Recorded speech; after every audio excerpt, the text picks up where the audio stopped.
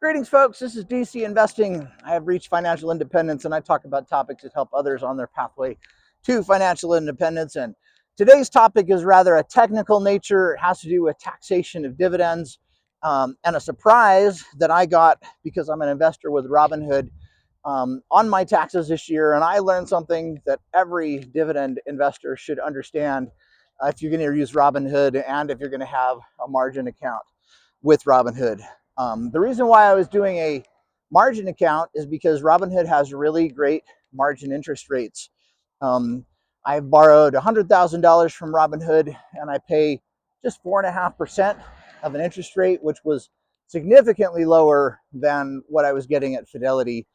And now I think I understand part of how Robinhood can have such a low interest rate is because that by signing up for a margin interest account, there is a clause in their account statement that every investor should be aware of, and it's a sneaky little clause in there. And basically what it means is if you have a Robinhood margin account, you automatically agree to stock lending, which is Robinhood allows the sale of your shares to short sellers, and then they lend your shares out to the short sellers, and that has some tax consequences that you should be aware of.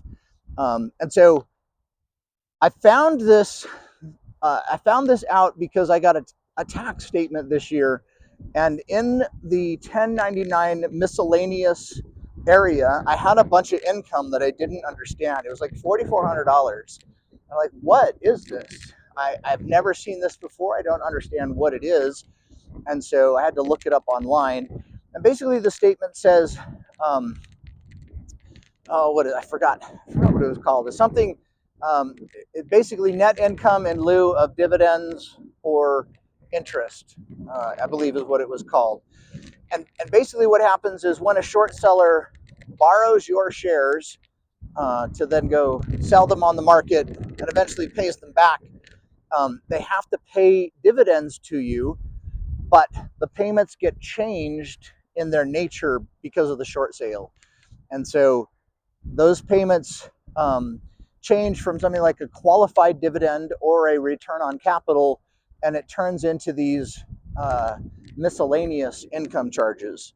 So I contacted Robinhood. I said, I have never had stock lending turned on at all this whole year. Is there any way to prevent my shares from getting lent out to short sellers? And they basically said, no, it is a feature built in to our margin account structure. We realize it can cause you some tax difficulties, but there is no way for us to make any changes to that.